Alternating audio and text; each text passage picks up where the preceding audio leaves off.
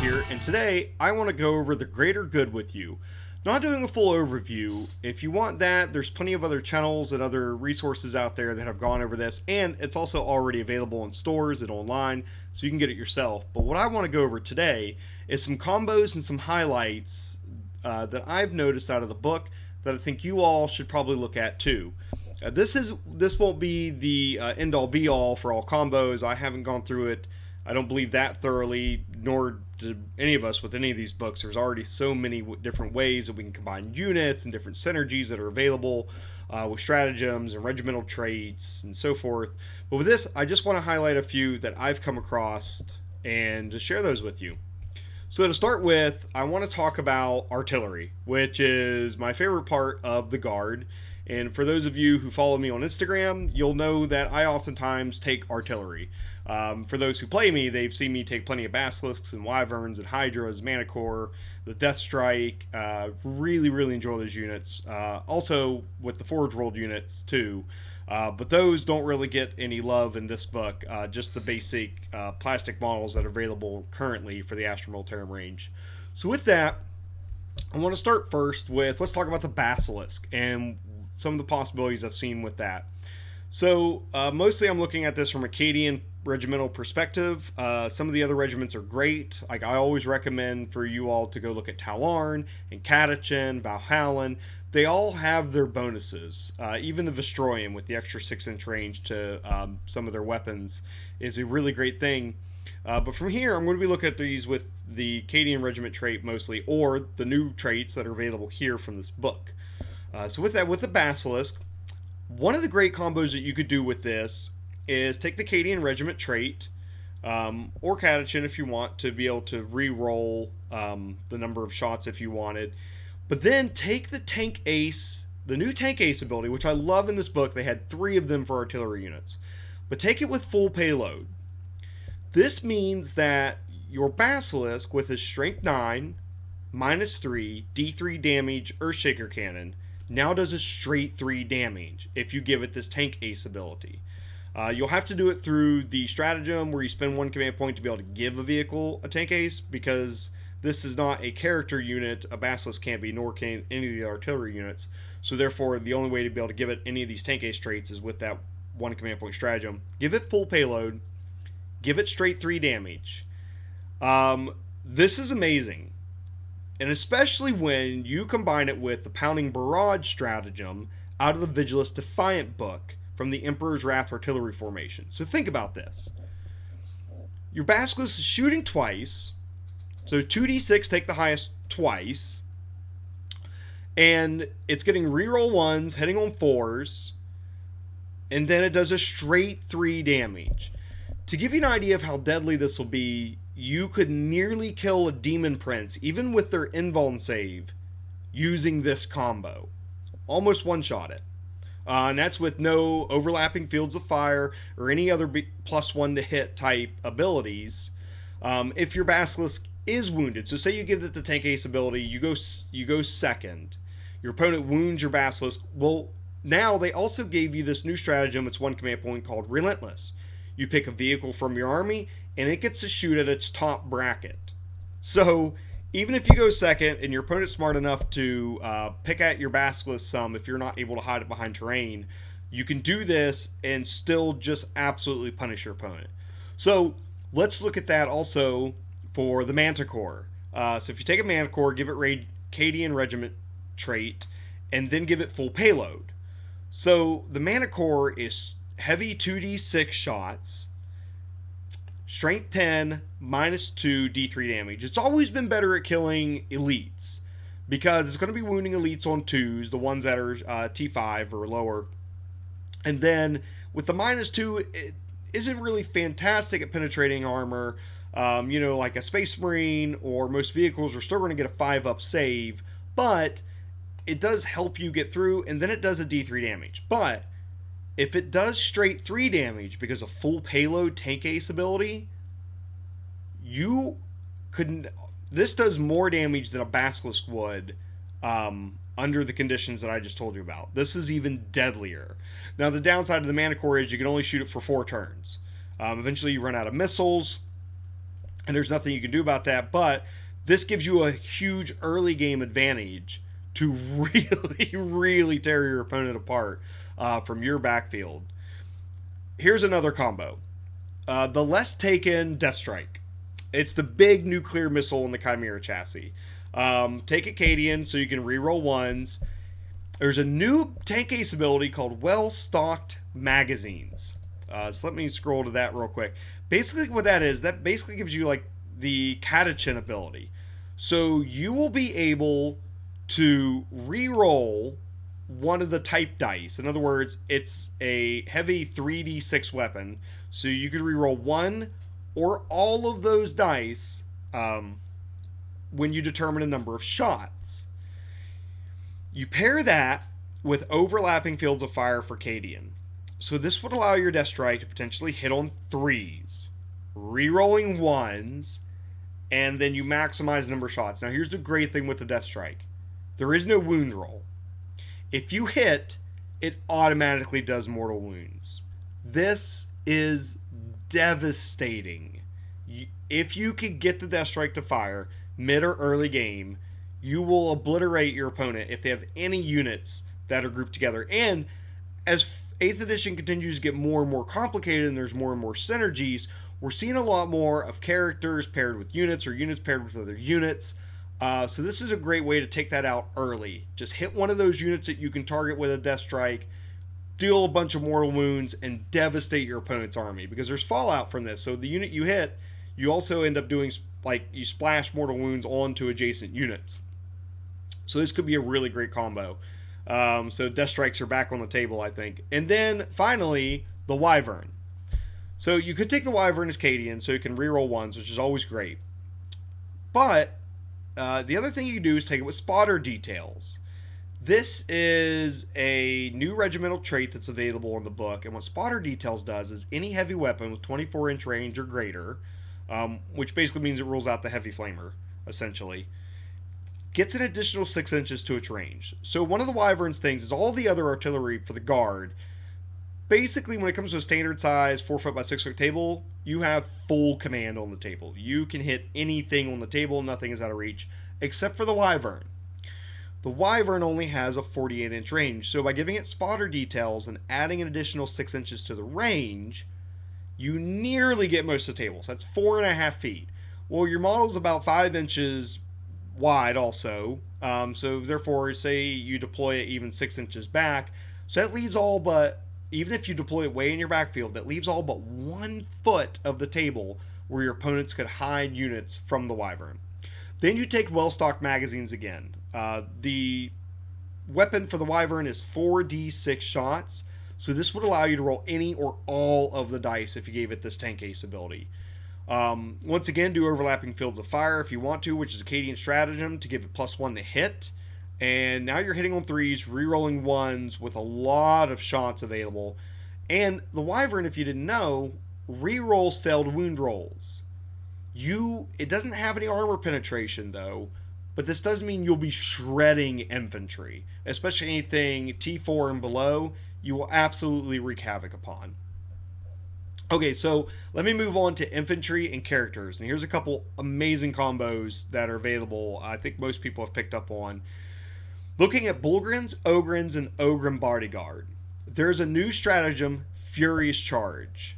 This is something I have been waiting for, and I think it's going to be amazing. So with this, during your charge phase, when an Ogrin unit from your army finishes a charge move, for each model in that unit, you can select one enemy model within 1 inch of that model and roll a d6. On a 4+, that enemy unit suffers 1 mortal wound.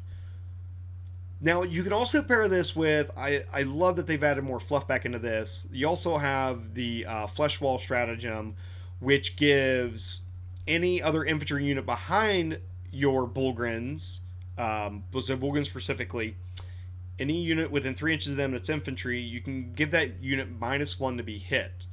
So I think Bullgrins have gotten a lot more flexibility now. They're already really good. I think they were almost an auto take, especially for competitive lists. But now you add in Furious Charge, all the more reason for folks to start taking units of 6 and 9 Bullgrins, loading them up in something like the Crassus Armored Transport, Or maybe you do 4 at a time and you throw them into chimeras and you're rushing chimeras forward with 4 Bulgrins in each of them. Or even Ogrins now, if you wanted to. Um, when you charge in, that means with 9 of those, you're probably going to get 4 or 5 mortal wounds on the charge. Then Bulgrins are already deadly themselves. With this, I want you to think about this. You could take off almost half the damage from a knight on a charge. And then with the subsequent melee attacks, especially if they're buffed by a Ministorm Priest to give them an additional +1 attack. That is amazing. That is so good. But this also works. So here's the key thing. It's Ogrin unit. Both the Bulgrins, or all three, sorry, the Bulgrins, Ogrins, and the Ogrin Bodyguard are all Ogrin keyword. So it's usable in all 3 units. Not just the Ogrins with the Ripper guns, but also the Bulgrins. Another thing that's in here, they nearly fixed the Weirdbane Psychers, which bums me out. Let me go over what they have. So you can pair Weirdbane Psychers now with a Primaris Psyker and use a stratagem called Psychic Conclave. With Psychic Conclave, if your Primaris Psyker and the Weirdbane Psychers are within 6 inches of each other, you can add 2 to the result of any psychic test that they take. That is amazing. Now, it has to be on your turn, so it won't be for... you can't use this to deny the witch or anything like that. But you use it when you're casting powers. If you didn't know, because Weirdbane Psychers are rarely taken in this game, in 8th edition, they just haven't been that great. They're 7 points apiece. But if you take 3, if you have 3 in a unit, you can take up to 9. If you have 3 in a unit, they add 1 to their casting roll. If you have 6 or more, you add 2 to your casting roll. But the thing about them is they only cast on AD6. So if you pair this with Psychic Conclave, which gives you an extra +2, and say you take 6 or more Weirdbane Psychers in a unit, well, that means you're getting +4 to your casting with Weirdbane Psychers. You will auto pass Smite. You will be you only will have a 16% chance of failing most other guard powers such as Night Shroud or Psychic Barrier. That's amazing and fantastic. Then the buff also works for your Primaris Psyker. Not only does this stratagem give them +2 to their casting roll, they can also cast 1 additional power. So the combo I see here is you run your Weirdbane Psychers forward with a Primaris Psyker nearby. Both units can smite, which if you're smart, you'll smite with the Weirdbane Psychers first because they'll auto smite. And then you'll smite with your Primaris Psyker next. In a match play game, that would mean you would need a 6-up to smite. Pretty easy. You only have... actually, since you roll 2d6, that means you have a very, very slim chance of failure with that. And then you can still cast your Night Shroud. You can still cast your Psychic Barrier or Gaze of the Emperor or anything else that you've taken with them. So this is great. But here's the problem. Weirdbane Psychers are not characters. They also only have a 6-up armor save and their T3, 1 wound each. They are a wet paper bag.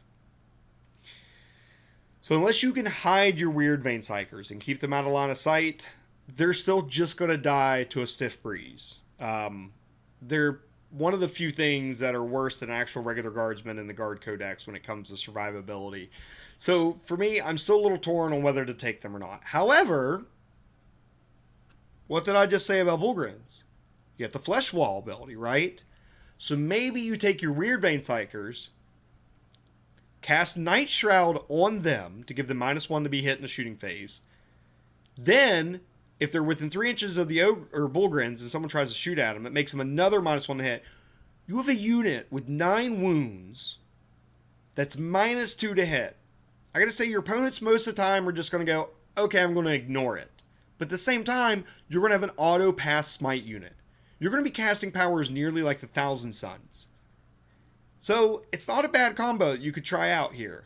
So maybe you walk a wall of Bulgrins forward, you have a whole wall of Weirdbane Psychers behind them, supported by the Primaris Psyker as well, or maybe other characters for morale tests, especially with the Bulgrins. You don't want to risk losing them to morale.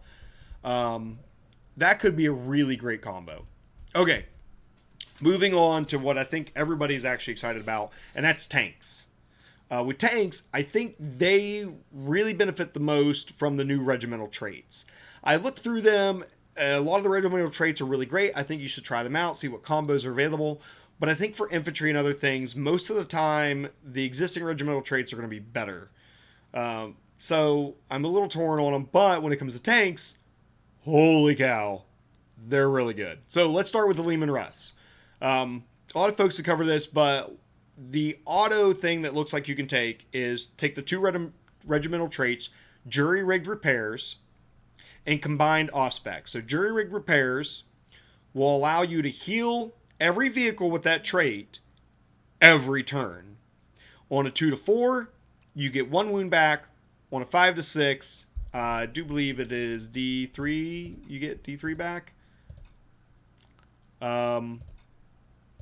Let's look at it. Here it is. All right. Yeah. And on a 5 plus, you get D3 wounds back. Then you put a tech priest behind them to also heal them. You're going to be pretty resilient.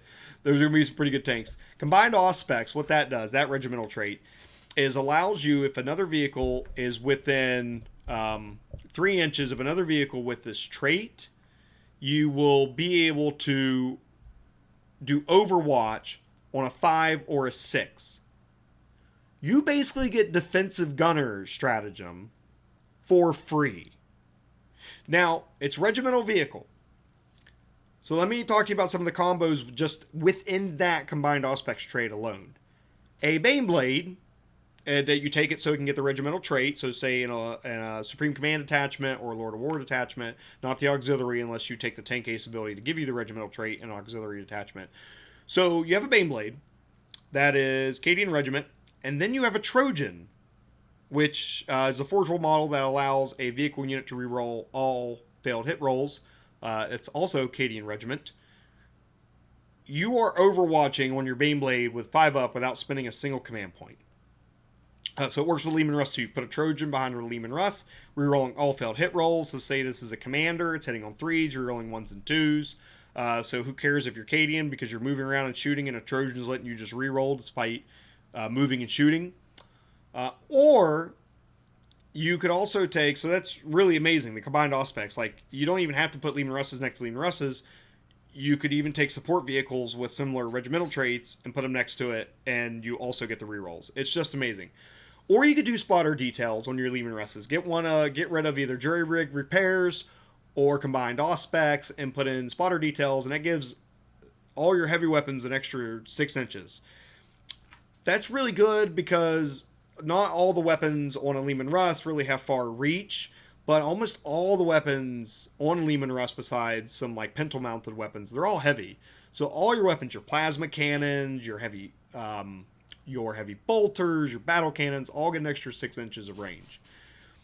So the first loadout is like jury-rigged repairs, combined auspex. Then you take the tank ace ability, Master Mechanic.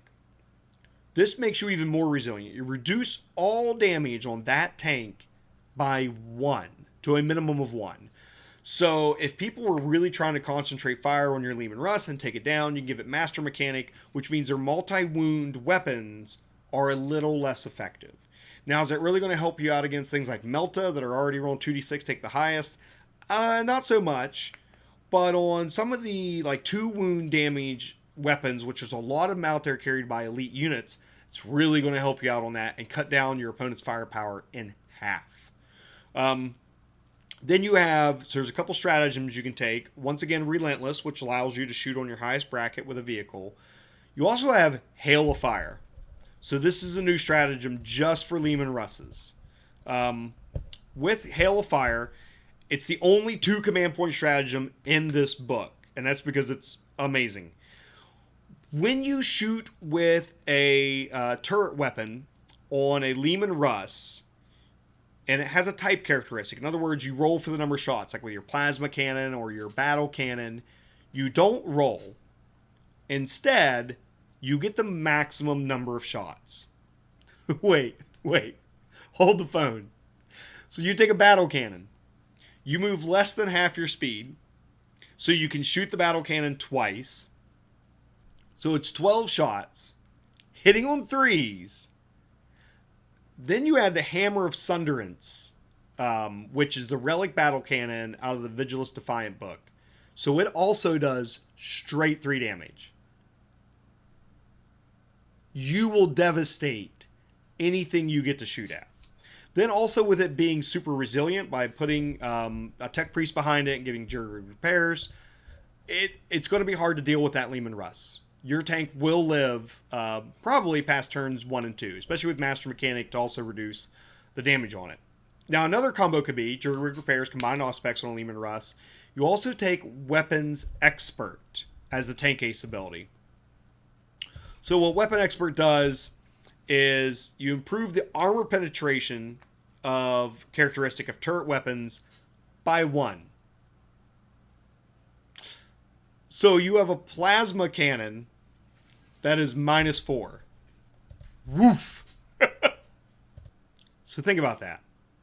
An extra -1 on your turret weapons. So that means you could get a Punisher Gatling cannon, strength 5, -1, 1 damage, pumping out 40 shots a turn. 40 shots. If it's a commander, hitting on 3s, say supported by a Trojan, rerolling 1s and 2s. That's pretty deadly. Add it with your battle cannon, so that means your battle cannon is going to be -3. You're going to have the armor penetration of an Earthshaker cannon. Your plasma cannons will be -4. Space Marines can't make a save. So if you really look at it, that's amazing. Now, this is only for your turret weapon, though. So you can't put this on your multi-meltas on the side sponsons or your last cannon or anything like that. This is just the main cannon. So keep your main cannon in mind, and you could get an extra -1. Then you also use like the Hail of Fire stratagem on this. You've just created a pretty semi-resilient Leman Russ that's also very, very deadly. So rather than going for like the more resilient with the Master Mechanic, you're going more deadly with this type of combo. Okay, so the third Leman Russ combo here is Jury Rig Repairs, Combined Auspex. Then you bring Up Armored as your tank ace ability. What that means is this model has a 2-up armor save. Woof. So if you could put your Leman Russ in cover, so let's say you use Prepared Positions, which impacts everything except for Flyer and Titanic units, which means your Leman Russ would count. On the first turn, if you didn't go first, you would have a 1-up armor save. That's pretty good. Normally the only things in the Cadian army that can get a save like that are Bullgrins. So now you have a Leman Russ that is even more resilient than Bullgrins. Just amazing. But you lose out on like the Master Mechanic, which reduces the number of wounds you would take, and you lose out on Weapons Expert, which is the extra -1 on your turret weapon. But it's a way to create a different version of a resilient Leman Russ. Once again, combine it with Hail of Fire, maybe the Relentless stratagem, and you're going to have a very strong, hard-shooting Leman Russ battle tank. Okay, let's talk about Titanic units real quick. Baneblades, Macarius Vulcan, Stormlords, whatever your flavor is, right? Once again, take these units with jury-rigged repairs and combined auspex. If you have a Titanic unit with 22 or 26 wounds that gets to repair itself every turn just naturally, and you put a Tech Priest behind it to repair it more, and you put a Trojan behind it so it rerolls all failed hit rolls while it drives around, that's also amazing. Really good. The other thing you could do, so here's where it gets a little unique. For the Titanic units, they have their own 3 super heavy aces abilities. They're all pretty good, but the one I want to talk to you about is Haul Down Deployment. Basically, as long as your Titanic Lord of War unit did not move, for as long as it hasn't moved, it gets the benefit of being in cover, even if it isn't. So your Baneblade, which sits out in the open, and oftentimes you're not going to find terrain to hide these things in anyways, to be able to get 50% cover and be in the terrain. So it's really hard to hide these things, but you just set it in the middle of the table. Or in the middle of your deployment zone. Don't move it. It's always going to have a 2-up armor save as long as you never move it with Haul Down Deployment. It also allows you to put your Titanic vehicle on the table, make it a little more resilient, and make sure that you get it during your first turn in case you go second. So, really great thing to be using there. And what I want to look at real quick is one of the things you can't do, though, is you can't use the Relentless Stratagem. That new stratagem I'm telling you about that allows you to shoot in your top bracket, that only works for non-Titanic units. So you can't combine that here. But still, you get a much more durable Titanic unit. Can't beat it. One of the things I like to do is take a Macaris Vulcan. Particularly with Macaris Vulcan, it has a heavy 15 Vulcan Mega Bolter, which is strength 6, -2, 2 damage. But if you don't move it, its weapon becomes heavy 30. That's very devastating, especially combined with some other bonuses like overlapping fields of fire and Cadian reroll 1s. If I can give it a 2-up armor save as well, that's fantastic. It's going to make that vehicle very resilient and last a long time. It only has 22 wounds as compared to the typical 26 on like a Baneblade variant, but it's still really good. And it's going to be hard to take that unit out. Last thing I want to go over with you is Armored Sentinels. These guys have not had a whole lot of love in 8th edition. They've been alright. I like taking them, by the way. I think they're a great little unit. I prefer Scout Sentinels more for their pre-game movement. But take an Armored Sentinel, give it spotter details. This is a regimental trait that gives you an extra 6 inches on heavy weapons. So now your plasma cannon has an extra 6 inches, or your autocannons, or your last cannon, whatever you want to take on it. It'll work on everything but your heavy flamer. And you also give it Gunnery Experts. For Gunnery Experts, what that does is when you determine the type characteristic of a vehicle with this doctrine, you get to reroll one of the dice. It's the Cadian, or it's the Cadian ability, essentially. So you give it to them and the spotter details for an extra 6 inches of range. That's great, especially with a plasma cannon. You reroll that D3 number of shots. Hey, more plasma is always better. But what they've done here is they've given you 2 new stratagems for the Armored Sentinels. So let's talk about how that pairs. I've talked to you about the regimental trait you should take with them, but now let's talk about the stratagem. So first thing you get is strike hard, or strike first and strike hard. You get to use this on an armored or scout sentinel when you choose to shoot with it. So it's a whole unit, by the way. You can combine these into units of 3 and keep them together. So you pair them together in a unit of 3 if you wanted to. So that unit, during the first battle round, you get to add an additional 2 to hit for that whole unit of armored or scout sentinels. Excuse me? Well, that's great, because most of the time your sentinels aren't going to live past turn 1. Maybe turn 2. You guys have seen my battle report now. The first one I did with Death Guard, I took sentinels, and they died right away. I ran them forward, so the rest of my army didn't have to take the blunt of it, or the brunt of the fire, and they were just annihilated. So with this, if they survive and you get to use them, add 2 to hit rolls. That means they're hitting on 2s. If they're Cadian and they haven't moved, they're hitting on 2s, rerolling 1s. You want to talk about early game annihilation. That's what a lot of Greater Good has done. Given the guard even more turn 1, turn 2 destruction. So what happens if you do go second, right? You get this strike first, strike hard ability. And say this only works for Armored Sentinels, what I'm about to talk about. But you get a new stratagem called Deft Maneuvering. If you use Deft Maneuvering, it's 1 command point. You select an Armored Sentinel unit that's been chosen as a target in your opponent's shooting phase.